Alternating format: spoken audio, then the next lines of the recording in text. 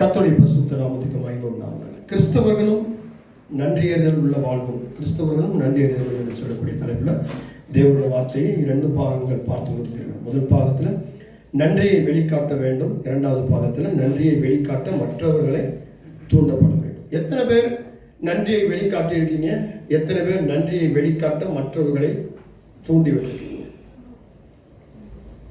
இன்னைக்கு சாட்சிகள் வரும்போது தூண்டப்பட்டிருக்கீங்க, நீங்க சொல்லியிருக்கீங்கன்னு நினைக்கிறேன். அது ரொம்ப முக்கியம். சாத்தானை வெட்கப்படுத்தணும். ஆண்டவர் செய்த நன்மைகள் நம்ம சொல்லிக்கிட்டே இருக்கும்போது தான் சாத்தான் வெட்கப்பட்டுட்டே இருப்பான். இல்லைன்னா சாத்தான் என்ன பண்ணுவான்னா, நீ கேட்டையில கொடுக்கலையில் ஆண்டவர் உன்னை பலவீனப்படுத்திட்டார் பற்றியா, உன்னை காயப்படுத்திட்டார் பற்றியா, உன்னை துக்கப்படுத்திட்டார் பற்றியா, உன் வேலையை முடக்கிட்டார் பற்றியா, இப்படியே சொல்லி சொல்லி சொல்லி சொல்லி நம்மளை சோம்பேறியாக்கி, நம்மளை நிறைய யோசிக்க வச்சு, நிறைய சிந்திக்க வச்சு, நம்மளை பயப்பட வச்சு, நம்மளை புலம்ப வச்சு, நம்மளை எனக்கு ஏன் இப்படி ஒரு வாழ்க்கை, இப்படி ஒரு கணவன், இப்படி ஒரு மனைவி, இப்படி ஒரு பிள்ளை, இப்படி ஒரு வேலை, நான் எந்த ஜென்மத்தில் பாவம் பண்ணனோ அப்படின்னு யோசிக்க வைப்பான் சாத்தான். எப்பயுமே அப்படிதான். அவசரப்பட்டேனோ என் வாழ்க்கையில் இப்படி மாட்டிக்கிட்டேன், இப்படி சிக்கிக்கிட்டேன் அப்படின்ற அளவுக்கு நம்மளை பேச வச்சுருவோம். இந்த ஊழியத்தை நாங்கள் கையில் எடுக்கும் பொழுது எங்களுக்கு ஒரு நல்ல வேலை, நிரந்தரமான ஒரு பெரிய வேலை, ஒரு பெரிய கம்பெனியில் வேலை பார்த்துட்டு இருக்கிறோம். ஒரு பெரிய கம்பெனியில் வேலை, கை நிறைய சம்பளம், சொத்து சுகம், வீடு வாசல், குடும்பங்கள் எல்லாம் இருக்கு. இந்த ஊழியத்துக்குள் வரும்போது எங்களை விட்டு இந்த சொத்துகள் போகுது, பணங்கள் போகுது, பலவீனம் ஆகிறோம், உடைகிறோம். அந்த உடைவுல எங்கள் கூட இருந்தவங்களாம் யார் எப்படிப்பட்டவங்க பார்க்கணும். எப்படின்னா, எங்களுக்கு ஒரு பிரச்சனை அப்படின்னு வரும்போது, எங்களுக்கு ஒரு பலவீனம் வரும்போது எல்லாம் உடைகிறாங்க, தூரமாகறாங்க. என்ன சொல்றாங்க? உங்க குடும்பத்தை நீங்களே பார்த்துக்கோங்க, உங்க பிரச்சனை நீங்களே பார்த்துக்கோங்க, உங்க ஊழியத்தை நீங்களே பார்த்துக்கோங்க, அப்படி சொல்ற அளவுக்கு எல்லாம் வந்துட்டாங்க. அப்போதான் புரிச்சு, அப்போ நம்மகிட்ட இருந்தா தான் தேன் கூட்டில் இருந்தா தான் தேனி வரும். புரியுதா? அப்போ அந்த தேனி, அந்த ராணி தேனியால மட்டும்தான் தேனை கொண்டு சேர்க்க முடியும். மற்ற தேனியெல்லாம் சும்மா ஒரு புகையை கண்டா ஓடி போயிடும். அப்படிதானே? இதெல்லாம் நம்ம புரியறதுக்கு லேட் ஆச்சு. பக்குவப்படணும், நம்முடைய வாழ்க்கையில பக்குவப்படணும். இந்த பக்குவப்படுறதுக்கு தான் அந்த நன்றி சொல்றது, மற்றவர்களை நன்றி சொல்ல தூண்டு வைக்கிறது. இப்போ நம்ம நன்றி சொல்ல நம்ம மாத்துறது ரொம்ப கஷ்டமாகும், ரொம்ப கஷ்டமாகும். நம்மளை வேதம் சொல்லுங்க, ஆண்டவர் கையில விடுகிறது பயங்கரமா இருக்கும். ஆண்டவர் கையில் நம்ம கொண்டு போய் ஒப்பு கொடுக்குறது பயங்கரமா இருக்கும். சரியா அந்த பொசிஷன் கொண்டு போய் உள்ள வைக்கிறது ரொம்ப கஷ்டமா இருக்கும். இந்த லேத்து பட்டறையில போய் பார்த்தீங்கன்னா, ஒரு காடியில இன்னொரு காடியை உட்கார வைக்கும் பொழுது ரொம்ப கஷ்டமா இருக்கும். அது உட்கார்ந்துருச்சுன்னா கரெக்டா சொல்லுவது இல்லையா? இந்த 2 வீலர் வேலைக்கு நான் கொடுத்துருந்தேன். ஏத்தாவில் இது இம்ரான் பாய் தான் வேலை பார்த்துட்டு இருந்தார், அவருடைய அசிஸ்டன்ட் பார்த்துக்கிட்டு இருந்தார். அந்த கிளச்சி பாக்ஸை கழட்டினாங்க. கிளச்சி பாக்ஸில் உள்ள அந்த அதில் உடஞ்சிருச்சு. அந்த கிளச்சி பாக்ஸில் அந்த உள்ள இருக்கக்கூடிய ஒரு பேரிங், அந்த பேரிங் போய் கரெக்டாக உட்காரணும், தான் உடஞ்சி நொறுங்கி போச்சு. அதை மாற்றுறாங்க. அது மாற்றி அது சரியாக செட்டில் ஆக என்னென்ன பண்ணுறாங்கன்னு கேட்டிங்கன்னா, அது பெட்ரோல் போட்டு கழுவி, ப்ரஷ்ஷு போட்டு தேய்ச்சி க்ளீன் பண்ணி, திருப்பி இந்த புதுசாக வாங்கியிருக்கிற அந்த பேரிங்கை கொண்டு உள்ளே வைக்கும்போது அந்த பேரிங்குக்கு என்ன பண்ணுறாங்க, கிரீஸ், ஒயிட் கிரீஸ் எடுத்து போட்டு சரியாக உட்கார வச்சு அது கையில் சுற்றுறாங்க. ஃப்ரீயாக ரொட்டேஷன் ஆகுதா, அதுக்கப்புறம் அந்த இன்ஜினுக்கு கனெக்ஷன் கொடுக்குறாங்க. இந்த கண்கூட பார்த்தேன். அதே போல தான் சில காரியங்களை நமக்குள்ள உட்கார வைக்கும் பொழுது ரொம்ப கஷ்டமா இருக்கும். ஆனால் உட்காந்துட்டா ஃப்ரீ ஆகிடும், ஒரு காரியத்தை அசைக்க முடியும். ஆனால் நம்ம உட்கார மாட்டோம். ஏன்னா சாத்தான் என்ன பண்ணுவோம், நம்மளை உட்கார விட மாட்டோம். அதே போல தேவனுடைய சித்தத்துக்குள்ள, தேவனுடைய விருப்பத்துக்குள்ள, தேவனுடைய அன்புக்குள்ள, தேவனுடைய மகிமைக்குள்ள, தேவனுடைய வெளிப்பாடுக்குள்ள, தேவனுடைய வார்த்தைக்குள்ள, தேவனுடைய ஆவிக்குள்ள நம்ம போய் உட்கார ரொம்ப கஷ்டமா இருக்கும். ஆனா உட்கார்ந்துட்டோம்னா அதை கொண்டு அந்த இன்ஜினை ஓட்டுறதுக்கு முடியும். அந்த வாகனத்தை எங்கெல்லாம் போகணுமோ போக வைக்க முடியும். ஒரு மனுஷனால முடியும். ஒரு வீட்டில் ஒரு மனுஷி எழுப்பிட்டீங்கன்னா அந்த குடும்பம் அசைக்கப்படும். குடும்பம் ஓடும், நல்லபடியாக ஓடும். ஆபிரகாம் ஒருத்தன், ஈசாக் ஒருத்தன், யாக்கோபு ஒருத்தன், மோசே ஒருத்தன், நோவா ஒருத்தன், எஸ்தர் ஒருத்தி, சாரா ஒருத்தி, எலிசபெத் ஒருத்தி, அன்னாள் ஒருத்தி. இருக்கீங்களா? இந்த ஒருத்தர் மூலமா ஒரு அசைவுகள். நம்ம யாரை பார்ப்போம்? இந்த பெரிய பெரிய ஆளுங்களை பார்ப்போம். யாரை பார்ப்போம்? பெரிய பெரிய ஆளுகள், எலியா, எசேக்கியேல், இப்படி பார்ப்போம். எரேமியாலாம் வந்து பார்த்தீங்கன்னா வார்த்தையை கொடுக்கும்போது பார்த்தீங்கன்னா ஒரு தீர்க்கதரிசனம் கொடுக்கும்போது என்ன தீர்க்கதரிசனம் அப்படி சொல்லிட்டா அப்படின்னு சொல்லி அவனை சிறைப்படுத்தினாங்க, அடிச்சாங்க, உதைச்சாங்க, சிறையில் கட்டி வச்சிட்டாங்க. நீ எப்படி இப்படி வந்து தீர்க்கதரிசனம் சொல்ல போச்சு அப்படின்னு. ஆனால் ஆண்டவர் வாயில வார்த்தைகளை வைக்கும்போது அந்த இடத்துல ஒரு அசைவுகள் உண்டாகும். சொல்லப்படுது இல்லையா? அதனால் நன்றியை வெளிக்காட்ட பழகிக்கணும். ஆண்டவர் எது கொடுத்தாலும் கொடுக்காட்டினாலும் ஆண்டவருக்கு நன்றி சொல்லணும். ஆண்டவருக்கு நன்றி சொல்லணும். நமக்கெல்லாம் வந்து வெயில் காலம் வந்துட்டா ஆண்டவருக்கு பின் வாங்கிக்கிறோம், மழை காலம் வந்துட்டா பின் வாங்கிக்கிறோம், குளிர்காலம் வந்துட்டா பின் வாங்கிக்கிறோம். வெயில் காலம் வந்துட்டா வெயிலாக இருக்கு பாஸ்டா கொஞ்சம் லேட் ஆகிட்டோம் அப்படின்னு. மழை வந்துட்டு இருக்கு, மழை காலம் அதான் கொஞ்சம் லேட் ஆகிட்டோம். குளிர்காலம், ஐயோ குளிர்காலம் தான் சபைக்கு வரமுடியல, லேட் ஆகிட்டோம். இன்னைக்கு ஜெபம் பண்ணிங்களா, பைபிள் படிச்சிங்களா? இன்னைக்கு குளிர் நல்ல கம்பளி இழுத்து மூணு கண்ண சுகமாக இருந்துச்சு. கொஞ்சம் ஒரு மணி நேரம் எக்ஸ்ட்ரா தூங்கிட்டேன். ஜெபத்தை தள்ளி போட்டேன். அடுத்த வாரம் வட்டியும் முதலுமா ஆண்டவர்கிட்ட நான் சொல்லிட்டேன். ஆண்டவர்கிட்ட நான் அக்ரிமெண்ட் போட்டேன், வாக்கு கொடுத்துட்டேன். 3 மணி நேரம் ஜெபம் பண்ணுறேன் ஆண்டவரே அப்படின்னு சொல்லி. அதனால பாஸ்டர் நீ தலையிடாது, பாஸ்டர் நீ தலையிடாதீங்க, நீங்கள் பேசாதீங்க, எனக்கும் ஆண்டவருக்கும் நேருக்கு நேரம் பேசி தீர்த்துக்கிறோம். அப்புறம் எதுக்கு பாஸ்டர், அதுக்கப்புறம் எதுக்கு சபை? இந்த 2 வாரம் சாட்சிகளை பார்த்தீங்கன்னா எதுக்கு பாஸ்டர் எதுக்கு சபைன்னு தெரிஞ்சிருக்கும். ஆமே, நேரடியாக பேசி நேரடியாக அசரடியாக பேசுகிற காலம்லாம் போயிடுச்சு. ஆண்டவர் அடுத்தடுத்து என்ன பண்ணுறாரு? நியாயாதிபதிகள் அனுப்புகிறாரு, ராஜாக்கள் அனுப்புகிறாரு, தீர்க்கதரிசிகள் அனுப்புகிறாரு, அப்போஸ்தலர்கள் அனுப்புகிறாரு, எல்லாம் தேற்றும்படியாக. இப்போ பரிசுத்த ஆவியானவரையும் அனுப்பியிருக்கிறார். சுயமாக நம்ம எதுவுமே சரியாக செய்ய முடியாது. நமக்கு ஒரு நடத்துறதுக்கு ஒரு ஆள் வேணும். உலக பிரகாரமாகவும் ஆவியின்படியாகவும் நம்ம நடத்துறதுக்கு ஆள் வேணும்.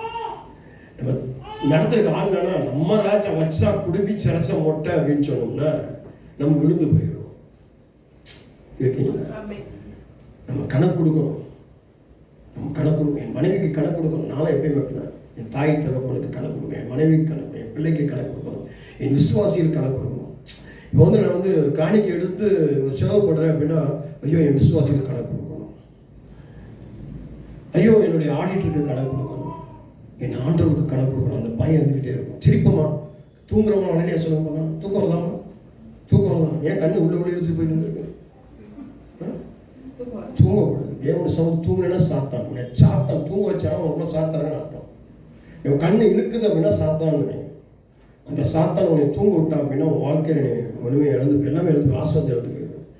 ஆண்டவர்கிட்ட இருந்து ஜெபம் பண்ணுவோம். ஆண்டவரே நான் சபையில் செபத்தில் தூங்கக்கூடாது, பைபிள் வாசிகளை தூங்கக்கூடாது, சபையில் தூங்கக்கூடாது. இந்த தூக்கத்தின் ஆவியை நீங்கள் ஈஸியாக நினைக்கிறீங்க. நைட்டு டயர்டாக இருந்துச்சு, நைட்லாம் தூக்கம் இல்லை, கொஞ்சம் அதனால் தூங்கலாம், அதனால் தூங்கிட்டேன். இல்லை, உன்னை ஆண்டு சமூகத்தில் தூங்க வைக்கிறான் அப்படின்னு சொன்னால் அது சாத்தான். உன் ஆவி ஆத்மா கூட சாத்தான் இருக்கிறான்னு அர்த்தம். உன்னை அடிமைப்படுத்துக்கிறான்னு அர்த்தம். உன்னைய கொண்டு போய் எங்கேயோ தெருவில் நிற்க வைக்க போகிறான்னு அர்த்தம். சொல்லுவது என்ன? இப்படிதான் நம்ம திருச்சபையில் ஒரு அம்மா வாரம் வரும்போது தூங்கும். ஒரு 65 வயசு பாட்டி, அப்பா 65 வயசு பாட்டி, இப்போ 20 வருஷம் கழிஞ்சிச்சு. அப்பா 65 வயசு பாட்டி, அப்போ எனக்கு 20 வயசு கம்மி. இந்த பாட்டி வாரம் தூங்கும். நான் சொல்லிக்கிட்டே இருந்தேன், தூங்காதம்மா வாழ்க்கையில் இங்கே உடனே இந்த பாஸ்டர் என்னை தூங்குறாரு, வெக்கப்படுத்துறாரு அப்படின்னு போயிடுச்சு. கடைசியில் அவங்க கணவன் இறந்து போயிட்டாரு. அவங்க பிள்ளைங்க 2 பையனுடைய வாழ்க்கை சூன்யமாக்கிடுச்சு, நரகமாக்கிடுச்சு. திருப்பி அந்த அம்மா எங்கே போயிடுச்சு தெரியுமா? விக்கிரகத்தை தேடி போயிடுச்சு.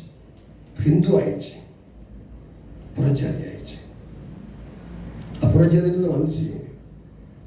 அதான் நமக்கு தெரியாது. நம்ம செய்கிற சின்ன தவறு, நம்ம ஒரு சின்ன தவறு நான் சுற்றி காட்டும் பொழுது அதை நீங்கள் சரிப்படுத்திட்டீங்க அப்படின்னா நீங்கள் ஜெயிச்சிருவீங்க.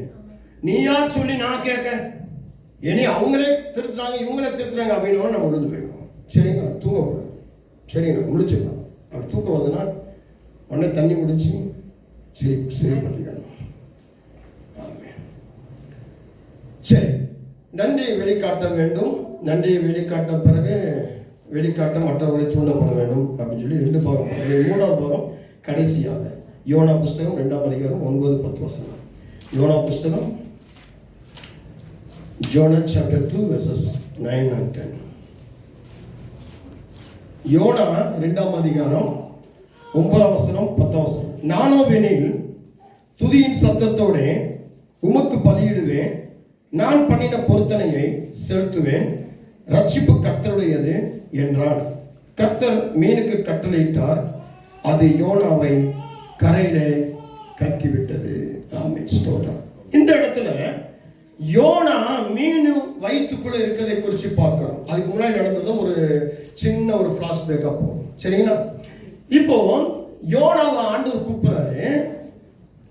கூப்பிட்டு நினிவே பட்டணம் அழிய போது, நினிவே பட்டணத்தை அழிக்க போற, அங்க இருக்கிற மாடு கண்டு மரம் செடி கொடி ராஜாக்கள் சின்ன குழந்தை எல்லாமே சாக போறாங்க, இதை போய் சொல்லு அப்படின்ற சொல்ல போது இல்லையா, இதை போய் சொல்லு அப்படின்ற.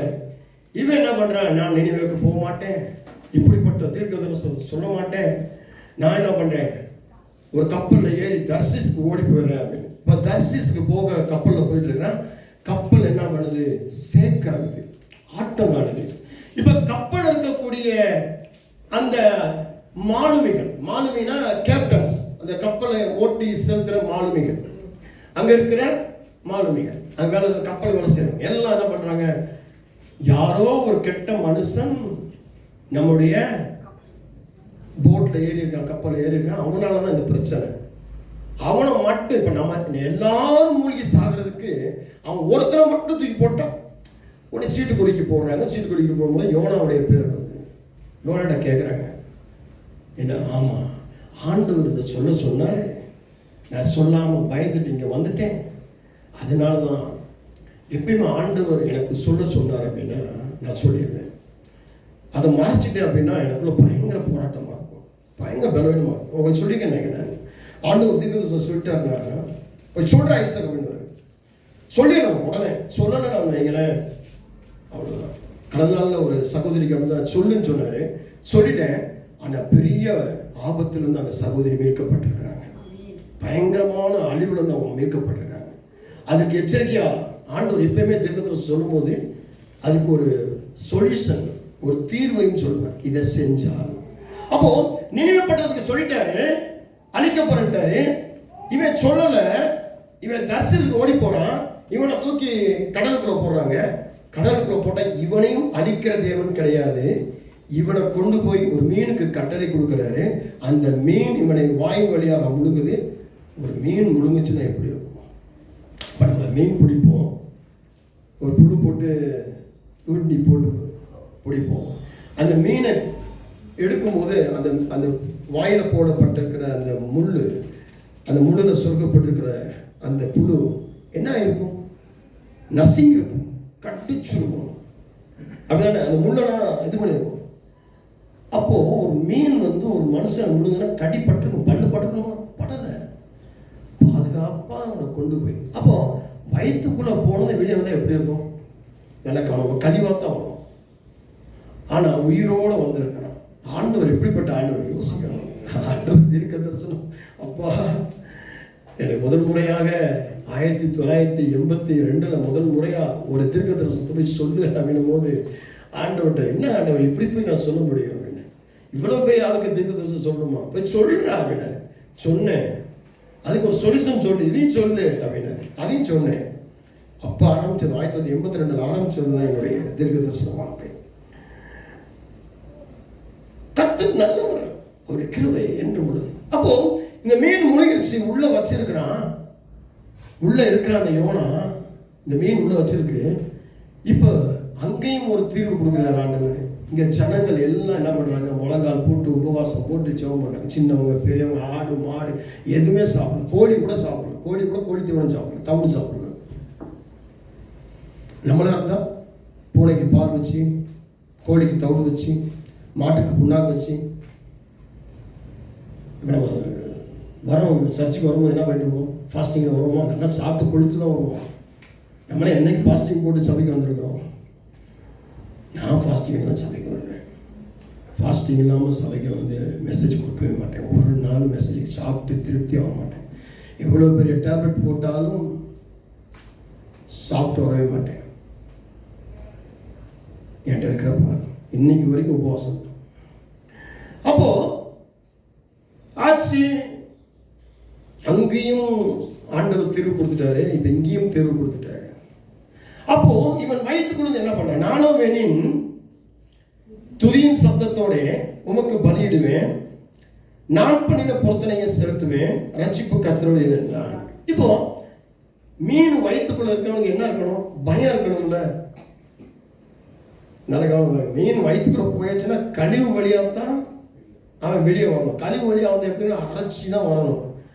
ஆனால் இவன் என்ன சொல்றான், 3 விஷயம் பண்றான். ஒன்று துதிக்கிறான், ரெண்டாவது பொருத்தனை பண்ணி அந்த பொருத்தனை நிறைவேற்றான். இப்போ ரட்சிப்பை கர்த்தர் கையில் கொடுத்துட்டான்.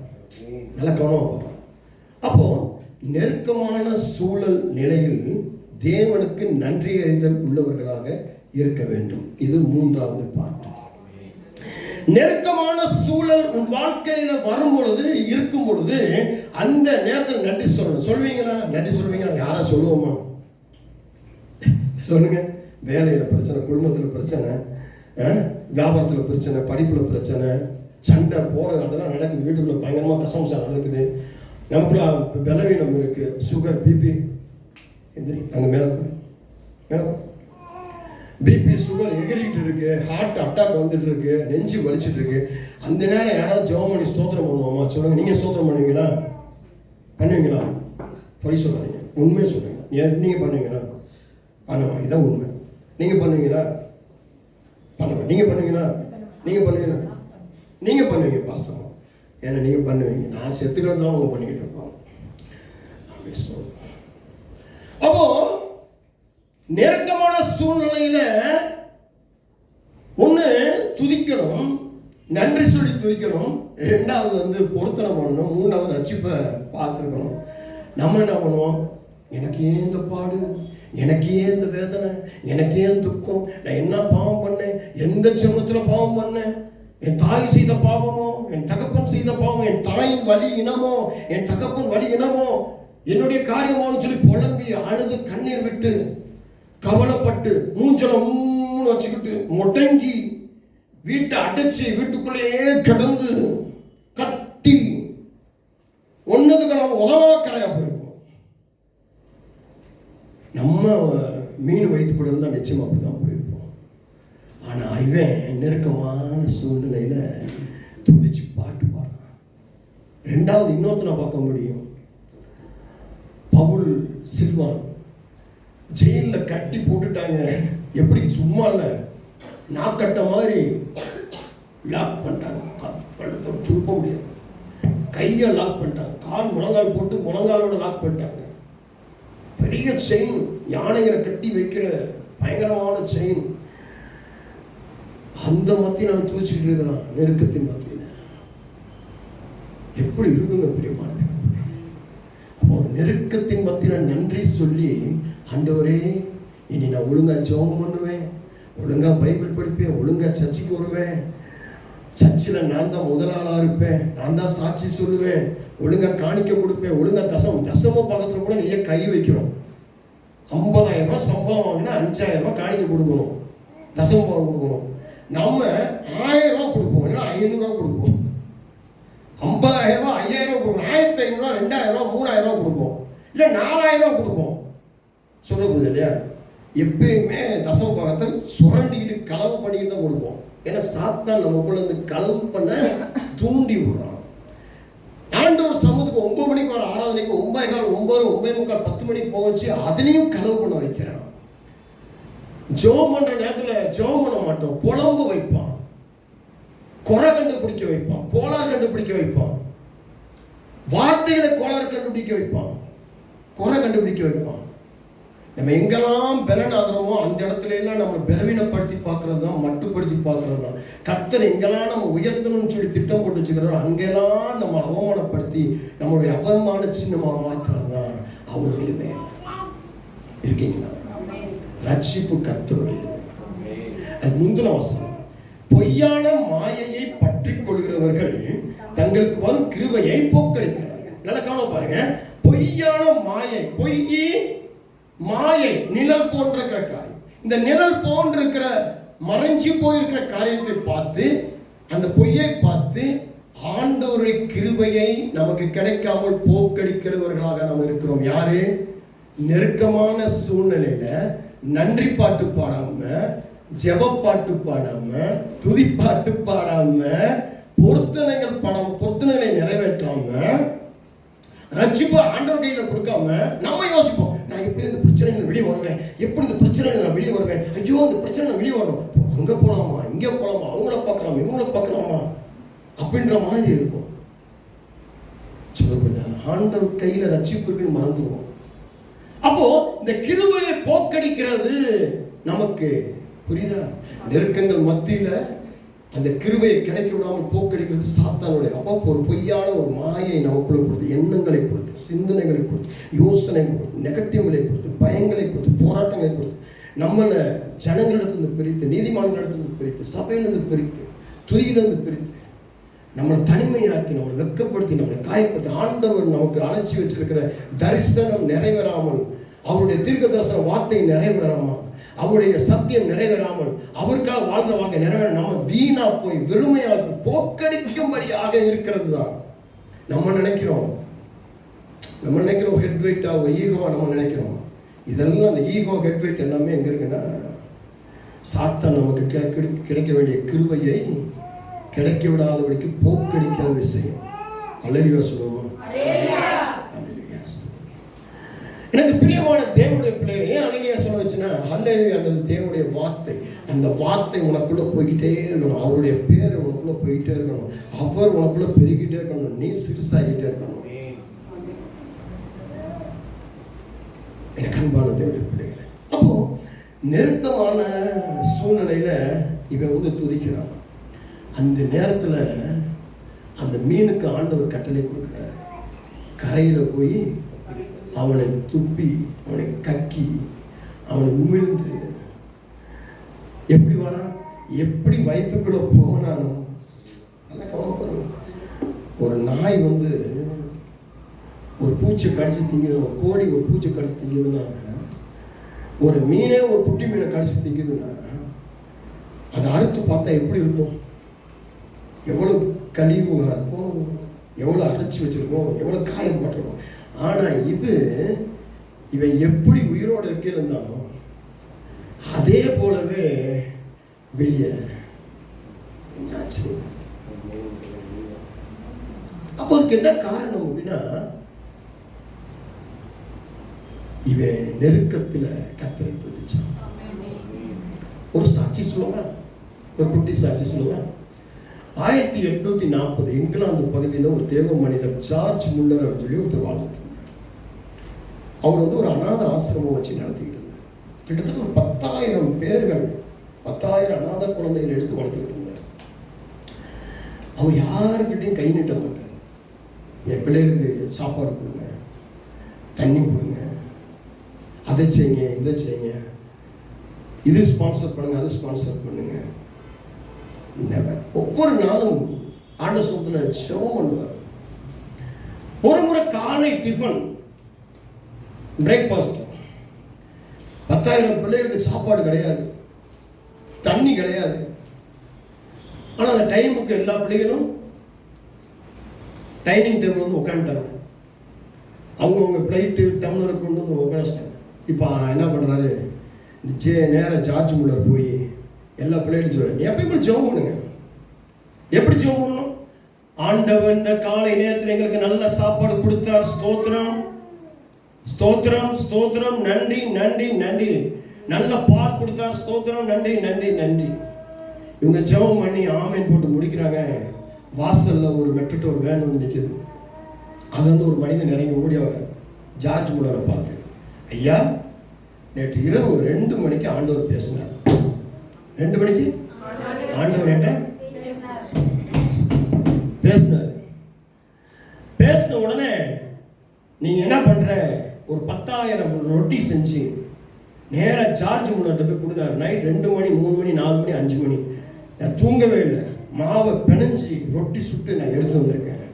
ஆண்டவர் கொடுக்க சொன்னாரு, கொடுங்க. கொஞ்ச நேரத்துல ஒருத்தர் வராரு, ஐயா நாங்க பால் ஏத்திக்கிட்டு எங்க லாரியில பக்கத்துல இருக்கிற ஊருக்கு நாங்க போய் இந்த பால் கொடுக்கணும்.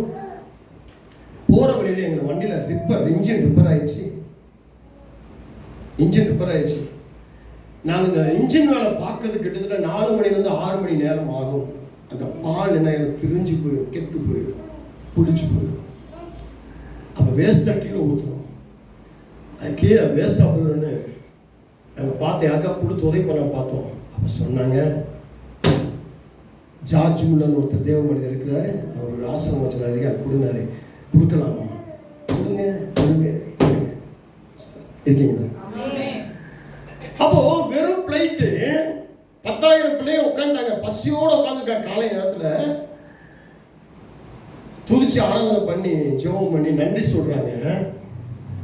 நெருக்கம், எப்படி நெருக்கம்? பசி நெருக்கம். இவர் யார் கையில கையேந்த மாட்டார், யாருடைய அதை கொடுங்க இதை கொடுங்க கேட்க மாட்டார். நம்மளா இருந்தா இதை உதவி பண்றீங்களா, இதை சப்போர்ட் பண்றீங்களா? இப்ப இருக்கக்கூடிய ஊழியக்காரன் ஒண்ணு என்ன பண்ணணும், சிரிச்சு தான் பேசுங்க. சிரிங்க நஞ்சி, சிரிங்க, சிரிச்சா நல்லா இருப்பீங்க, சிரிங்கண்ணே. நம்மள இப்ப இருக்கக்கூடிய பாஸ்டர் என்ன உடனே புக் அடிச்சாங்க, நன்கொடை புக்கு ரசீது அடிச்சிடலாம். அவங்களுடைய ஃபேஸ்புக்கில் மெசேஜ் வருது அப்படின்னா, ஆன்லைன் மெசேஜ் வருதுன்னா உடனே கீழே IFC நம்பர்லாம் போட்டு அக்கௌண்ட் நம்பர்லாம் போட்டு இந்த பேங்க் அனுப்பணும். அப்படின்னா இன்னைக்கு பார்க்குறோம், எத்தனை பேரை பார்க்குறோம். நிறைய பாஸ்டர்ஸ் போகணும். எனக்கு 2-3 விசுவாசி என்ன சொன்னாங்க, ஐயா காணிக்கை தசம பாகம் கொடுக்குறது ஓகே, ஆனால் நான் மைசூரில் இருக்கிறேன், என்னுடைய ஊழியக்காரன் ஃபோன் பண்ணி நீ 1ஆம் தேதி கொடுக்க வேண்டிய தசம பாகத்தை கொஞ்சம் 28ஆம் தேதி கொடுத்துறியா, கொஞ்சம் நான் வெளியே ஊழியத்துக்கு போயிட்டு இருக்கேன் கொடுங்க, எப்படி அது எப்படி? ஒரு ஊழியக்காரன் ஃபோன் பண்ணி மைசூருக்கு போயிட்டாரா, வேலை விஷயமா மைசூருக்கு போயிட்டாரா அந்த விசுவாசி. இந்த ஊழியக்காரன் ஃபோன் பண்ணிருக்கான், ஃபோன் பண்ணி நீ 1ஆம் தேதி காணி கொடுப்ப தசம பாகம் கொடுப்பீல, அதை கொஞ்சம் 25ஆம் தேதி கொடுத்துரு அப்படின்னு. அந்த ஆள் எனக்கு ஃபோன் பண்ணி கேட்குறேன், இது எப்படி சாத்தியமா? என்ன சொல்ல முடியும், நான் என்ன சொல்றது? குடுன்னு சொல்ல வைக்கிறது வேற விஷயம். நீ இப்போ குடுன்னு சொல்லி நான் வெளியே போயிட்டு இருக்கேன் குடுன்னு சொன்னா எப்படி இருக்கும்? நல்லா யோசிச்சு பாருங்க. ஆனால் அங்கே தான் ஊழியக்காரங்கிட்ட போய் நிற்பாங்க. அந்த சர்ச்சு தான், அதுதான் பாஸ்டர். நம்ம எதுவுமே கேட்காம வந்து நம்ம வந்து ஒன்றுமே இல்லை. ஆனால் ஆண்டவரை தேடணும் பிரியமானவர்கள். அப்போ நெருக்கம் வரும்போது ஒரு பெரிய பலவீனம் வரும்போது, கடந்த வாரத்தை என்னுடைய மனைவிக்கு பலவீனம் வரும்போது, எனக்கு பலவீனம் வரும்போது நன்றி தான் சொல்லணும், நன்றி தான் சொல்லணும். எங்கள் வாழ்க்கையில் போராட்டங்கள் வரும்போது நன்றி தான் சொல்லுவோம், அமைதியா நன்றி சொல்லுவோம். எங்களுக்கு கோபம் வரும்போது, எரிச்சல் வரும்போது, எங்களுக்கு சில ஜனங்கள் கோபத்தை உண்டாக்கும் பொழுது, எங்களை அவமானப்படுத்தும் போது, எங்களை காய்த்து போகும்போது, எங்களுக்கு பேசுவோம். ஆண்டவர் சொல்லுவார், இந்த மனுஷங்க உங்களுக்கு பேசி எத்தனை பண்ணிட்டு இருக்கிறாங்கடா அப்படின்னு. நாங்கள் நன்றி ஆண்டவரே. அப்போ அதுக்கு பின்னாடி எனக்கு ஆண்டவர் ஏதோ உயர்வு வச்சுக்கிறான்னு வச்சுக்கிறேன். அதுக்கு பிறகு எனக்கு எங்கேயும் உயர்வு மேன்மை வச்சிருக்கிறேன். புகழுக்கு தேடினது கிடையாது, புகழ்ச்சிக்கு தேடினது கிடையாது, பெருமைக்கு தேடினது கிடையாது, பணத்துக்கு ஓடுனது கிடையாது. ஆண்டவருக்காக நாங்கள் எப்பயும் ஓடிக்கிட்டு தான், ஆண்டவருக்காக ஓடிக்கிட்டே தான், ஆண்டவருக்காக ஓடிக்கிட்டு. அதனால தான் எங்களுடைய செபத்துக்கு கர்த்தர் இன்னைக்கு பார்த்தாரு. இன்னைக்கு சாட்சி சொன்னாங்க, ஒரு பிரதர் வந்து நுரையீரல் பாதிக்கப்பட்டு மரண போராட்டம் ஜெபிக்கும் போது ஐசியூலேருந்து வார்டுக்கு கொண்டு வந்துட்டாங்க. டாக்டர் கைவிட்ட சூழ்நிலை, போன வாரம் கைவிட்டாங்க, காப்பாற்ற முடியாது, அவன் வீட்டுக்கு கொண்டு போயிருங்க. அவங்க வீட்டுக்கு ஊருக்கெல்லாம் சொல்லிட்டாங்க. என்ன சொல்லிட்டாங்க, அவர் மறைஞ்சு போக போறாரு. ஆனால் இன்னைக்கு மறுபடியும் மாணவர்களே, அப்போ அந்த ஜெபத்தை கேட்கிறாரு அப்படின்னா நெருக்கத்துல கர்த்தரை துதிக்கும் போது, எவ்வளவு பாடுகள் எவ்வளவு அவமானம் வந்தாலும் கர்த்தர். என்னைக்குமே ஆண்டவர்கிட்ட நாங்க கோச்சுக்கிட்டதே கிடையாது, ஆண்டவர்கிட்ட நாங்க கோச்சு பேசுறதே கிடையாது. எனக்கே இப்படி கொடுத்துட்டீங்க, எதுவும் எனக்கு நல்லதுக்காகத்தான் இருக்கும், இந்த பிரச்சனையும் எனக்கு நல்லதுக்காகத்தான் இருக்கும், இதுவும் என்னை அடுத்த லெவலுக்கு கொண்டு போதான் இருக்கும், அப்படிதான் நான் சொல்லுவேன். ஏன்னா அவ்வளோ பெரிய சாட்சிகள் இந்த ஸ்தோத்திர நெருக்கத்தில். நீங்கள் என்ன பண்ணுறீங்க? நெருக்கத்தில் பைபிள் படிக்கிறத விட்டுறீங்க, ஜெபம் பண்ணுறதை விட்டுறீங்க, பாஸ்டர் கோளாறு சொல்கிறீங்க, வார்த்தை கோளாறு சொல்கிறீங்க, தரிசனங்களுக்கு கோளாறு சொல்கிறீங்க, தீர்க்கதரிசன கோளாறு சொல்கிறீங்க, வாக்கு தத்துவத்தை கோளாறு சொல்கிறீங்க, கர்த்தர் உங்களை இதுவரைக்கும் நடத்துனதை கோளாறு சொல்கிறீங்க. எல்லாத்தையும் மறந்து ஆண்டவர் திட்ட ஆரம்பிச்சிடுறீங்க, ஊழியக்காரனை திட்டாதீங்க, வார்த்தைகளை திட்ட ஆரம்பிச்சிடுறீங்க.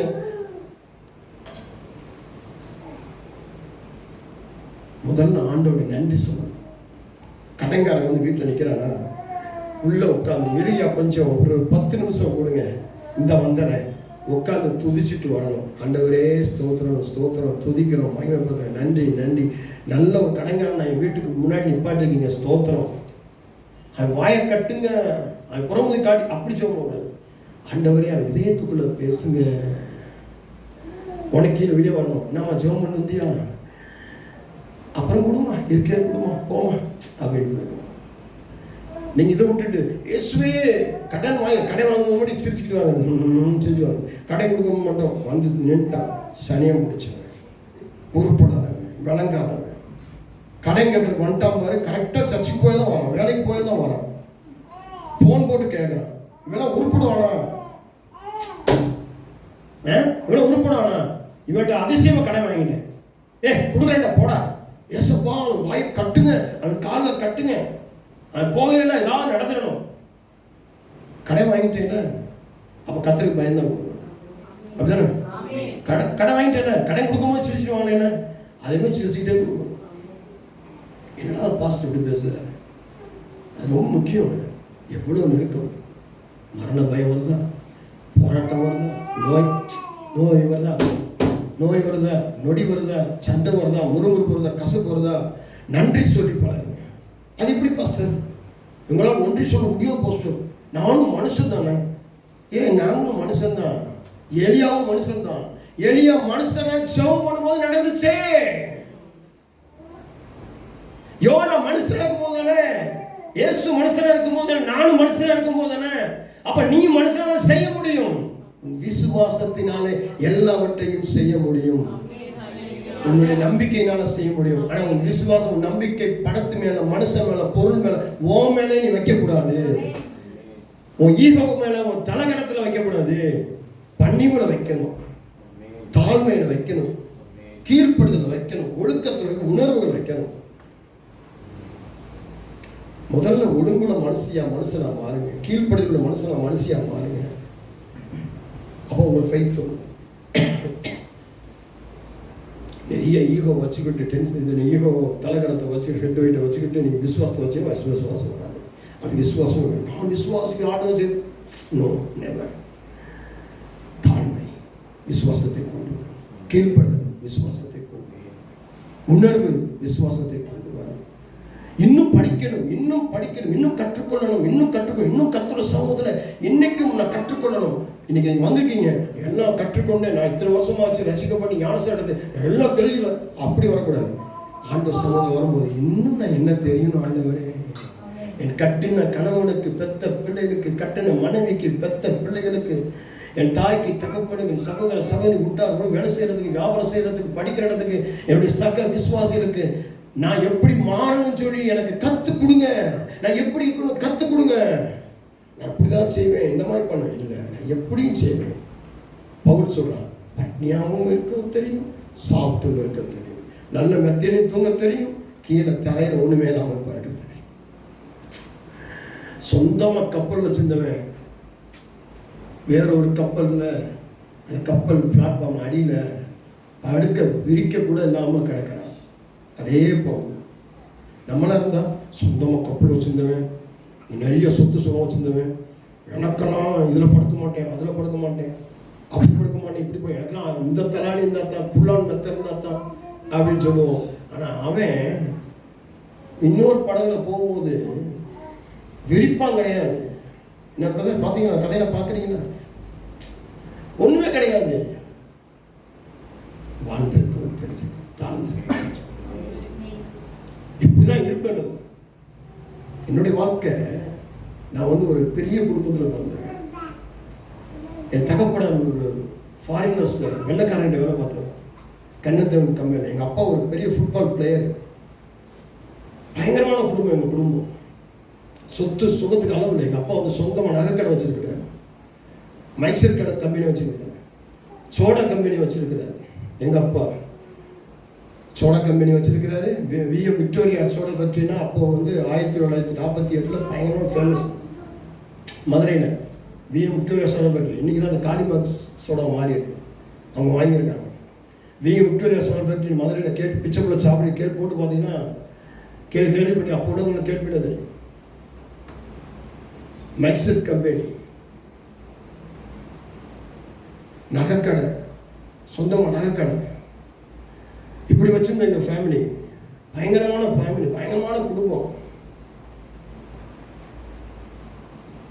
என் தகப்பனை எல்லாத்தையும் தூக்கி போட்டுட்டு, எல்லாத்தையும் நீ வச்சுக்கோ தூக்கி போட்டு என் தாயையும் எங்கள் பிள்ளைகளையும் உங்களை கூப்பிட்டு வந்து,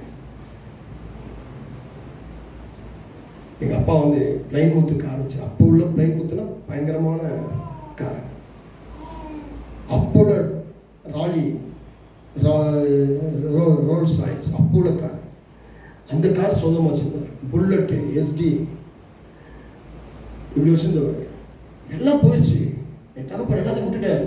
அண்ணன்ட்ட கொடுத்துட்டு, தம்பிகிட்ட கொடுத்து, அக்கா தான் கொடுத்து, எதுவுமே வேண்டாம், என் மனைவி பிள்ளைய போதும். ஆண்டவரை பிடிச்சிட்டு வந்துட்டாரு. கேரளாவிலேருந்து மதுரைக்கு வந்துட்டாரு. என்னுடைய சிறிய வயதில் என்னை கொண்டு வந்துட்டாரு. கிட்டத்தட்ட 4-5 வயசு இருக்கும்போது மதுரைக்கு வந்துட்டோம். என் தகப்பனார் டிரைவராக இருக்கிறார், வேலை செய்கிறார். கால்வையிலேருந்து மறுபடியும் வராரு. வேலைக்கு போயிட்டு வந்து எங்கள் அம்மாவுக்கு வேலை செய்வார். எங்கள் அம்மாவுக்கு துணி துவைப்பார், எங்கள் அம்மாவுக்கு பாத்திரம் வைப்பார். எங்களுக்கு ஆச்சரியமா இருக்கும், இப்படி ஒரு தகப்பனா, இப்படி ஒரு தாயா. ஐயோ, சாட்சியா வாழ்ந்தாங்க. ஜெபம் இருக்கும், துதி இருக்கும், ஆராதனை இருக்கும். எங்கள் வீட்டுக்குள்ள நாங்கள் 8 பேரையும் வச்சு பாட்டு, துதி, ஆராதனை, ஜெபம். அப்போ வந்து 5 பேர் தான். அதுக்கப்புறம் தான் 3 பேர் பண்ணாங்க. 5 பேர் 6 பேர் தான். நெருக்கங்கள், துதிச்சு வீடு வாங்குறாங்க, இடம் வாங்குறாங்க, வாகனங்கள் வாங்குறாங்க. என் அப்பா சொந்த உழைப்புல துதிக்க கர்த்தர் மறுபடியும் கர்த்தர் எங்கள் அப்பா உயர்த்துறாரு. அதே மதுரையில் பெரிய ஆளாக்குறாரு. அவருடைய பிள்ளைங்க எங்களை ஆளாக்குறாங்க. நாங்கள் பெரிய பெரிய கம்பெனிகளுக்கு வேலைக்கு போனோம். எங்கள் அம்மா பெரிய ஊழியக்காரி ஆக்குறாங்க, எங்கள் அப்பா பெரிய ஊழியக்காராங்க, தீர்க்கதரிசி ஆகிறாங்க. எங்கள் அப்பாவுடைய தீர்க்கதரிசிக்கு ஆள் வந்து நிற்கிறாங்க. எங்க சொல்லுங்க, சாட்சி சொல்லிட்டீங்க. இன்னைக்கு யோசிப்பேன், என்னுடைய அப்பா இந்த நெருக்கத்தில் ஜெபிப்பார், துதிப்பார், ஆராதிப்பார், பாட்டு பாடிட்டு. நைட்டு 12-1 மணிக்கு என் தாயும் தகப்பனும் பாடிட்டு போனேன். உள்ள ரூமில் உட்காந்து பாடி ஜெபாரேன்னு இருக்கும், உட்காந்து பாடி ஆராதனை பண்ணிருப்பாங்க. வாருமையா போதகரே, கட்டிடம் வீடுகள் பாட்டு, வருவாய் தரணும். எதுவே பாட்டு பாடி சத்தங்கள் எழுதுவோம். நாங்கள் அரைக்குறை தூக்கத்தில் இருப்போம், எழுந்திரிச்சு அப்படியே இருப்போம். அப்போ மணியெல்லாம் பார்க்க முடியாதுங்க. அப்போ பெரிய ஒரு வால் கிளாக் இருக்கும், டெங்குன்னு அடிக்கும். அது அடிக்கும் போது தான் தெரியும், ஓ இது 6 மணி, 12 மணி, 8 மணி, 7 மணி, 1 மணி. அந்த சத்தத்தை வச்சு தான் எனக்கு தெரியும். விடிய தாய் தகப்பனுடைய ஜெபம். என் தாய் தகப்பனை கத்திட்டு, எங்கள் அப்பா மரணம் வரைக்கும் ஜெபம் பண்ணுறாங்க, என் தாய் மரணம் வரைக்கும் ஜெபம் பண்ணுறாங்க. என் தாய் மறிச்சு போகும்போது அவங்களுடைய தலைமாட்டில் அவங்களுடைய பைபிள் இருந்துச்சு. பைபிளை ஓப்பன் பண்ணி பார்க்குறேன், கவரில் எழுதி வச்சுக்கிறாங்க. இது இந்த காணிக்கை, இது இந்த காணிக்கை, இது இந்த காணிக்கை, இது இந்த காணிக்கைன்னு உள்ள வச்சுக்காங்க.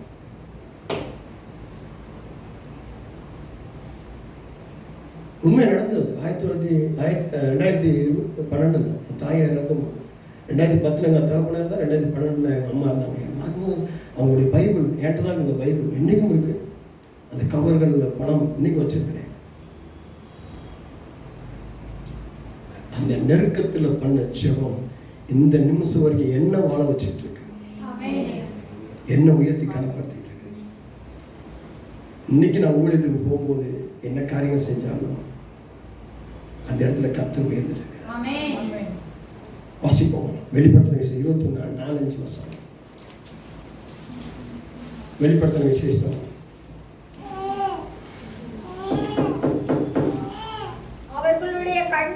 அவர்களுடைய கண்ணீர் யாவையும் தேவன் துடைப்பார். மரணம் கிடையாது, துக்கம் கிடையாது, அலறுதல் கிடையாது, வருத்தமும் கிடையாது. முந்தினவைகள் எல்லாமே ஒழிந்து போகும். எப்பொழுது உங்கள் நெருக்கத்தின் மத்தியில நீங்க துதித்து பாடி மகிமைப்படுத்தி பொருத்தனை பண்ணி ஆண்டவருக்கு ஜெபம் பண்ணும்போது உங்களுடைய துக்கம் முன்னாடி இருந்த அந்த துதிக்கிறதுக்கு முன்னாடி அந்த நெருக்கத்துக்கு முன்னாடி இருந்த அந்த பிரச்சனைகள், அந்த மரண பயம், அந்த துக்கம் எல்லாமே உங்களை விட்டு போயிடும். அந்த கண்ணீர் முன்னாடி அழுதுருப்பீங்க தெரியுமா, ஐயோ எனக்கு ஏன் இப்படிப்பட்ட வாழ்க்கை அழுதுருப்பீங்க பார்த்தீங்கன்னா, அது போயிருக்கும். எப்போ உங்க நெருக்கத்தில் நீங்க நன்றி சொல்லி துதிக்கணும். அப்போ அதுக்கு முந்தின நீங்க துதிச்சு ஆராதிச்சு நன்றி சொல்லி அதுக்கு முந்தின நேரம் இருந்த உங்களுடைய எல்லா கடன் கஷ்டம் வறுமை எல்லா பாடுகளும் நிர்மூலமாகும். சிங்காசனத்தின் மேல் வீற்றிருந்தவர், சிங்காசனத்தின் மேல் வீற்றிருந்தவர் சகலத்தையும் புதுசாக்கிடுவாரா நீங்க துதிக்கும் பொழுது. இப்போ யோனா மீன் வயிற்றுக்குள்ள வந்துட்டான், இப்போ புதிய தீர்க்கதரிசி ஆயிட்டான். அதுக்கு பிறகு என்ன சொல்ல வந்துட்டான், என்ன செய்ய வந்துட்டான்? கர்த்தர் இரக்கம் உள்ளவர், அழிவ சொல்ல அனுப்ப விட்டவர், அழிவ சொல்ல போக மாட்டேனவன். சரிங்க சரிங்க. இப்போ அதே யோனா என்ன பண்றாரு? இப்போ கர்த்தர் இரக்கம் உள்ளவர், மனது இரக்கம் உள்ளவர், இப்போ மாறிட்டாரு.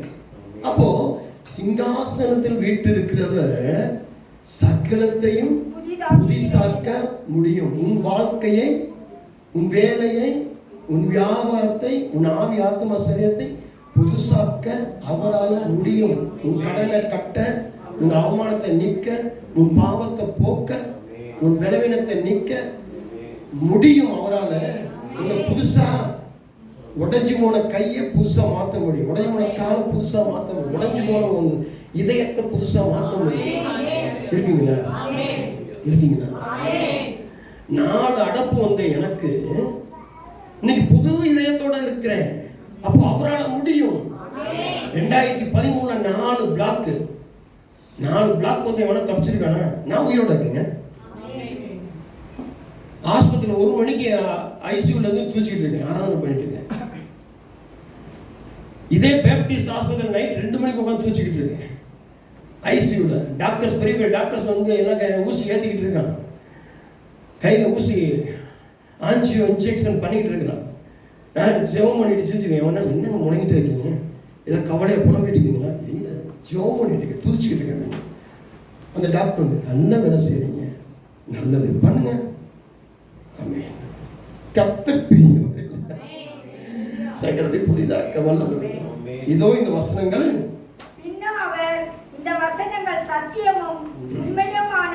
வசனங்கள் சத்தியம் உண்மையானவைகள். இவைகள் வசனம் சத்தியம் உண்மை. வசனத்தை பிடிக்கணும் பிரியமான தேவப்பிள்ளைகளே. நீங்க துதிக்கும் போது, ஆராதிக்கும் போது, கர்த்தரை மகிமைப்படுத்தி நன்றி சொல்லும் போது கர்த்தருடைய வார்த்தையை பிடிச்சு பிடிச்சு பிடிச்சு பிடிச்சு துதிக்கணும். ஏசப்பா உங்க வார்த்தை பிடிச்சு சொல்லுங்க, உங்க வார்த்தை பிடிச்சு சொல்லுங்க, உங்க வார்த்தை பிடிச்சு சொல்லுங்க. நான் அவன் எப்படி சொன்னா, இவன் எப்படி சொன்னா, இப்படி சொல்லி கொடுத்தாங்க, அப்படி சொல்லி அப்படி தூக்க கூடாது. நான் இப்படி தெரிஞ்சுக்கிட்டேன், நான் அப்படி தெரிஞ்சுக்கிட்டேன். உங்க வார்த்தை எப்படி சொல்லுதானே, உங்க வார்த்தை தான், உங்க வார்த்தை தான். உங்க வார்த்தையை வச்சு நான் துதிப்பேன். உங்க வார்த்தை சகலத்தையும் செய்து முடிக்கும். அந்த வார்த்தை ஏசாயா தீர்க்கதரிசி சொல்றாரு, இந்த வார்த்தை போய் வாயிலிருந்து போய் எதை செய்யணுமோ அதை செஞ்சுட்டு திருப்பி என்கிட்டே வரும் அப்படின்றார். அப்போ இந்த வார்த்தை, அவர்கிட்ட வருகிற வார்த்தை நமக்கு என்ன செய்யணுமோ அதை செஞ்சு முடிச்சுட்டு திருப்பி அவர்கிட்டயே போகுது, பதில் கொடுக்க போகுது, சாட்சி சொல்ல போகுது. அப்போ அந்த வார்த்தையை நீ நம்பணும், வார்த்தை பிடிக்கணும். இனிமேல் உங்களுக்கு பிரச்சனை வருது, போராட்டம் வருது, வம்பு வருது, வழக்கு வருதுன்னா நீங்க என்ன பண்ணக்கூடாது, கண்ணீர் விட்டு அழுது வீட்டை அறைய போட்டுக்கிட்டு ஒப்பாரி வச்சுக்கிட்டு தூக்கு போட போயிடக்கூடாது, மருந்து குடிக்க போயிடக்கூடாது, எலக்ட்ரிக்ல கையை வைக்க போகக்கூடாது. கடந்த நாளில் ஒரு பிரதர், ஒரு சகோதரன், ஒரு ஹிந்து சகோதரனை கூப்பிட்டு வந்தார். எங்கேருந்து கூப்பிட்டு வந்தார்னா பெண்ணத்தூர்ல இருந்து, திருவண்ணாமலை பக்கத்தில் பெண்ணத்தூர். அவர் நாகவரா பக்கத்தில் ஒரு சிப்ஸ் கம்பெனி, உருளைக்கிழங்கு சிப்ஸ் கம்பெனி வச்சிருந்தாரு. அவருக்கு ஸ்ட்ரோக் வந்துருச்சு. ஸ்ட்ரோக் வந்த உடனே அந்த கம்பெனி எடுத்து மூடிட்டார், உருளைக்கிழங்கு சிப்ஸ் கம்பெனி எடுத்து மூடிட்டார். இருக்கீங்களா? எடுத்து மூடிட்டார். நடந்த விஷயம், போன மாதம் நடந்த விஷயம். க்ளோஸ் பண்ணிட்டாரு. இப்போ வீட்டில் பிள்ளைகள், பெரிய பெரிய பிள்ளைங்க, 8 வயசு 15 வயசு 20 வயசு பிள்ளைங்க, 3 பிள்ளைங்க, 8 வயசு 16 வயசு 22 வயசு 3 பிள்ளைங்க, 3 ஆம்பளை பிள்ளைங்க. 3 பிள்ளைகளுமே இந்த ஆள் பேச்சு கேட்க மாட்டேங்குச்சு. எல்லாமே தப்பான வழிகளுக்கு போயிட்டாங்க. அவங்க மனைவி சொல்லியிருக்காங்க, நான் இன்னொரு கல்யாணம் பண்ணிக்கிறேன், உன்னைய வச்சு ஒன்றுமே செய்ய முடியாது, நீ அவளை கையால் வாங்கமாயிட்ட, உனக்கு சாப்பாடு போட்டு உனக்கு இது பண்ணுறதுக்கு உன்னைய ஆஸ்பத்திரிக்கு கூப்பிட்டு போய் அதெல்லாம் என்னால் முடியாது. இந்த ஆள் என்ன பண்ணிட்டாரு, எலக்ட்ரிக் இந்த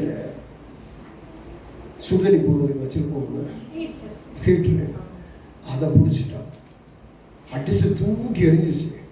பக்கத்தில் கூப்பிட்டு போயிருந்தேன். இது எனக்கு தெரியவே தெரியாது. கடந்த நாட்களில் இன்னொரு நண்பர், கிறிஸ்தவ நண்பர், அந்த ஆளை என்கிட்ட கூப்பிட்டு வர, ஐயா இவருக்காக ஜோம் பண்ணுங்க, இவர் நல்லா திருப்பத்தில் சொல்லுவாங்க.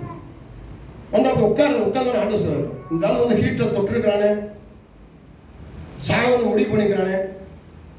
ஆமாங்க, ஹீட்டரை தொட்டு அதுலேயும் கத்துறேன்.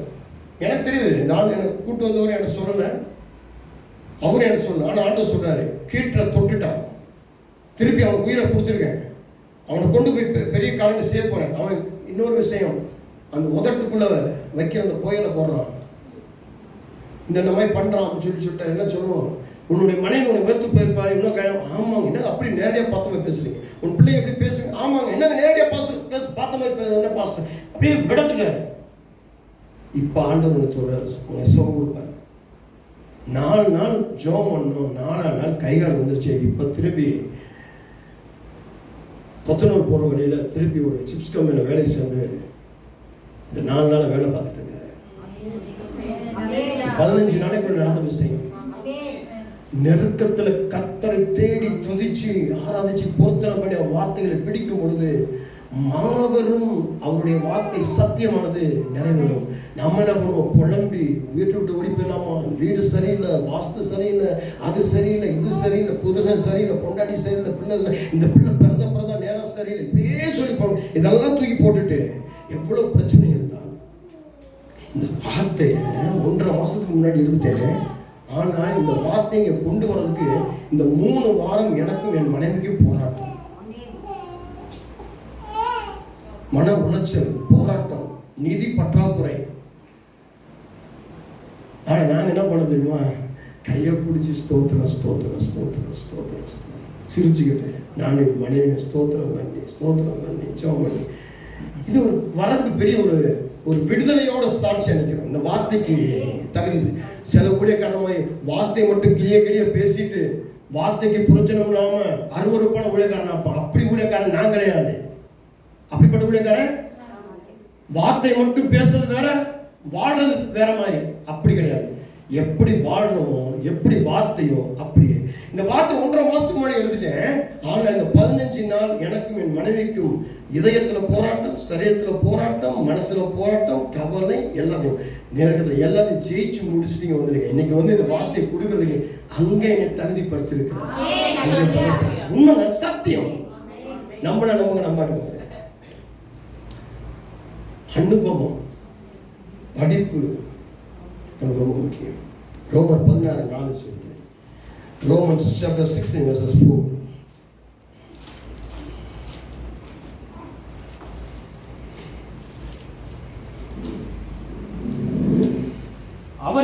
அவர்கள் என் பிராணனுக்காக தங்கள் கழுத்தை கொடுத்தவர்கள் அவர்களை பற்றி நான் மாத்திரமல்ல புறஜாதியாரில் உண்டான சபையார் எல்லாரும் நன்றி அறிதல் உள்ளவர்களாக இருக்கிறார். யாரு இந்த இடத்துல அவர்கள் அப்படின்னு சொல்லி சொல்றார்? அவர்கள் என் உயிருக்காக கழுத்தை கொடுத்தவர்கள் அப்படின்னு சொல்லி சொல்றாரு. யாரு சொல்றாரு தெரியுமா? இந்த நெருக்கத்தின் மத்தியில, பிரச்சனைகள் மத்தியில, போராட்டத்தின் மத்தியில துதிச்சு ஆராதனை பண்ணி பொருத்தனை பண்ணி ஆண்டவர் தான் என்னுடைய ரட்சிப்பு, ரட்சணிய கோட்டை, அவரே என் அடைக்கலம், அவரே என் பலன், அவரே என் ஜீவன் சொல்லி இருக்கிறாங்க பார்த்தீங்களா? அவங்கள பார்த்து இந்த அப்போஸ்தலனாகிய பவுல் சொல்றாரு, அவங்க தான் எப்படி இருப்பாங்கன்னா புறஜாதியரின் சபையோர்கள் மத்தியில நன்றி அறிதல் உள்ளவர்களாக இருப்பார். இருக்கீங்களா? புரியுதா? வார்த்தை புரியுதா? இன்னும் விளக்கணுமா? புரியுதா? யார் நான் கடந்த நாளில் என்னோட பிரச்சனை மத்தியில போராடி துதிச்சு ஆராதனை பண்ணி நன்றி சொல்லி அவங்க தான் சபையில கர்த்தர் சாட்சிகளாக மாற்றுகிறார். புறஜாதிகள் மத்தியில் சாட்சிகள். நீங்க சொல்றீங்க புறஜாதிகள் மத்தியில் அவமானப்பட்டு நிற்கிறோம், அக்கம் பக்கத்து ஜனங்கள் மத்தியில் அவமானப்பட்டு நிற்கிறோம், விசுவாசிகள் மத்தியில் அவமானப்பட்டு நிற்கிறோம், கண்ணீரோடு நிற்கிறோம், கஷ்டத்தோடு நிஷ்டோரம் நிற்கிறோம். நீங்க அந்த கஷ்டத்தின் மத்தியில துதிச்சு ஜெபம் பண்ணி ஆராதனை பண்ணி நன்றி சொல்லி நன்றிபடி பாட்டு எடுத்துட்டீங்கன்னா நீங்க அதே விசுவாசிகள் மத்தியில், அதே சபைகள் மத்தியில, அதே புறஜாதிகள் மத்தியில கத்துறவங்களை அப்படியே கிறிஸ்துவுக்காய் அவங்களுடைய கூட்டங்களாக கத்துறீங்க. அப்போ நெருக்கத்தின் மத்தியில புலம்பாதீங்க. அவன் பாரு கார் வாங்கிட்டு, அவன் பாரு வீடு கட்டிட்டு, அவன் பாரு குடும்பத்தோட நல்லா இருக்கான், எனக்கு மட்டுமே இப்படிப்பட்ட வாழ்க்கை. புலம்பாதீங்க. எனக்கு கர்த்தர் என் பிரச்சனைகள் இருந்து, என் நெருக்கத்திலிருந்து கர்த்தர் மாற்று வல்லவராக. அவங்களுக்கு கிடைச்சது கிடையாது, எனக்கு கிடைச்சது, எனக்கான அதிகாரம், எனக்கான தரிசனம், எனக்கு இதுதான் வாழ்க்கை. இதுல நான் உண்மையா இருக்கணும், உத்தமம், கீழ்ப்படுத்தணும், ஞானமாக்கணும், அறிவாக்கணும், இதை நான் தக்க வச்சுக்கணும், இதுல நான் ஜெயிக்கணும், இதுல நான் உயரணும், இதுல என் கூட இருக்கிறவங்க எல்லாம் உயர்த்தி கணக்கு பண்ணி பார்க்கணும். இதான் ரொம்ப முக்கியம். இதான் ரொம்ப முக்கியம். இனிமேல் நெருக்கம் வருதா என்ன செய்வீங்க? என்ன செய்வீங்க? நெருக்கத்தில் என்ன செய்வீங்க? நெருக்கத்தில் என்ன செய்வீங்க? துக்கத்துல, கடன் பிரச்சனையில, உங்க மனைவி உங்களை அடிச்சுட்டு இருக்கும்போது, உங்க கணவன் உங்களை அடிச்சுட்டு இருக்கும்போது, உங்க பிள்ளைகள் உங்க காரி துக்கும் போது, உங்களை எல்லாம் கைவிட்டு எல்லாரும் தனிமையாக்கப்படும் போது, ஏன்னா என்னுடைய தனிமை, என் கூட அந்த ஊழியக்காரெல்லாம் கைவிட்டு போயிட்டான், சொந்த பந்தமெல்லாம் கைவிட்டு போயிடுச்சு. என்னாச்சு? என்ன செய்ய? நன்றி படிதான். நன்றி படிகள் என் வாழ்க்கையில் நான் வாழ்ந்ததை உங்களுக்கு சாட்சியாக சொல்லிட்டேன். சும்மா போய் சொல்லலை. ஏதோ உங்களுக்கு வார்த்தை கொடுக்க மட்டும் ஒரு என்கரேஜ் பண்ணுற மாதிரி எமோஷனலாக அப்படியே உங்களுக்கு ஏற்றி விட்டுட்டு போகிறது அப்படி இல்லை. நான் எப்படி வாழ்ந்தேனோ அப்படி ஒவ்வொரு முறையும் நான் மெசேஜ் எடுக்கும் பொழுது அந்த மெசேஜுக்கு என்னை ஆண்டவர் தகுதிப்படுத்தி என் வாழ்க்கையில் நடைமுறைப்படுத்தி கொண்டு நிற்பாட்டார். அப்படிதான் ஒவ்வொரு முறையும் இந்த வாரத்துலையும் அப்படிதான் செய்திருக்கிறேன். என்ன கஷ்டமோ அப்படிதான் செய்திருக்கிறேன். இனிமேல் நெருக்கங்க மத்தியில் வீட்டை விட்டு போகணும், தற்கொலை பண்ணணும், சாகணும், தற்கொலை பண்ணுவேன், என்ன பண்ணணும்? ஆண்டவர் சமூகத்தில் உட்காந்து நெருக்கத்தில் உட்காந்து முழங்கால் போட்டு பவுலை மாதிரி, யோனாவை மாதிரி மகிமைப்படுத்துதான். நிச்சயம் கர்த்தர் ஆசீர்வதிக்கிறார். இன்னைக்கு இருக்கிற மாதிரி நீங்க இருக்க மாட்டீங்க. கர்த்தர் உங்களுக்கு எல்லாம் தீர்க்கதரிசனம் கொடுத்திருக்கிறார். உங்களை ஒரு வெளிச்சமான இடத்துல பார்க்கிறேன்.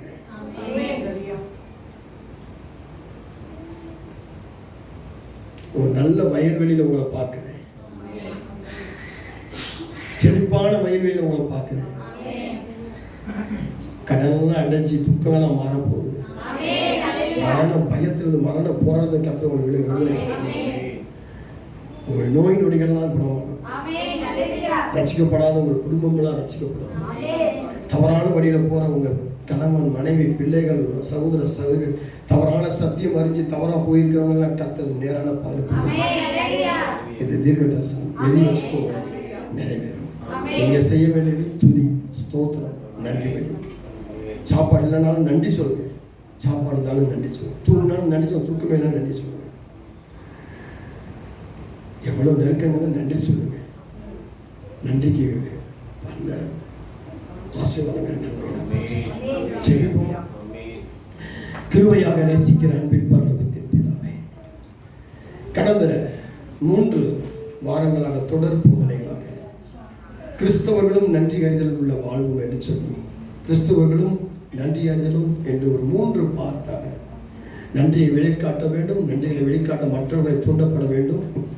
அதே போல நெருக்கமான சூழ்நிலை மத்தியில் நன்றி சொல்ல வேண்டும் என்று சொல்லி 3 பாகங்களாக தேவனுடைய வார்த்தைகளை தேவனுடைய ஆவியினால் ஏவப்பட்டு அவர் எழுதி வைத்த வார்த்தைகளை தியானித்து அதோடு பல சாட்சிகளையும் ஆண்டவர் செஞ்ச நன்மைகளையும் சாட்சியாக அறிவித்து இந்த வார்த்தையை நாங்கள் நிறைவு செய்வோம். வந்திருக்கிற பிள்ளைகள் ஒவ்வொருவரையும் நீங்கள் பொறுப்படுங்க. சிறு பிள்ளைகள், வாலிப பிள்ளைகள், ஸ்திரீகள், புருஷர்கள் எல்லா பலவீனங்களிலிருந்து வெளியே வரட்டும், சுகவீனங்களிலிருந்து வெளியே வரட்டும், அவமானத்திலிருந்து வெளியே வரட்டும். பிள்ளைகளுக்கு நல்ல சுகபல ஜீவன், தீர்க்க ஆயுசு, முதிர் வயசு வரைப்படுங்க. 40 தலைமுறை சாபம், பாவம், தாய் தகப்பன் தவறான வழிகளில் செய்கிற பாவம், இவர்கள் தவறான வழிகளில் செய்கிற பாவங்கள் எதுவும் பிள்ளைகள் அணுகாமல் எல்லா பாவ அந்தகார சங்கடிகள் செயல்படாமல் போகட்டும். பிள்ளைகளை செவிக்க விடாமல், துதிக்க விடாமல், ஆராதிக்க விடாமல், சபைக்கு வர விடாதபடி, குடும்பங்களை கட்ட விட, வேலை செய்ய விடாமல், வியாபாரம் செய்ய விடாதபடிக்கு பிள்ளைகளை எல்லா காரியங்களிலும் எல்லா சூழ்நிலையும் மந்தமாக்கி செவிட்டு விரியன் பாம்பாக்கி எல்லா குறைகளை கண்டுபிடித்து தேவனுடைய வார்த்தைக்கு தூரமாய் வைத்துக்கிற பொல்லாத ஆவியை இயேசுவின் நாமத்தோட கட்டி நரகத்துக்கு தள்ளுகிறோம். இயேசுவின் நாம பிள்ளைகள் விடுதலை உண்டாகும்.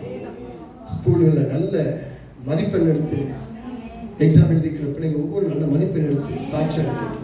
அதே போல பீசுகளையும் கதை சொன்னீங்க. ஒவ்வொரு பாவத்திலிருந்து ஒவ்வொரு சனம் வெளியே வரட்டும்.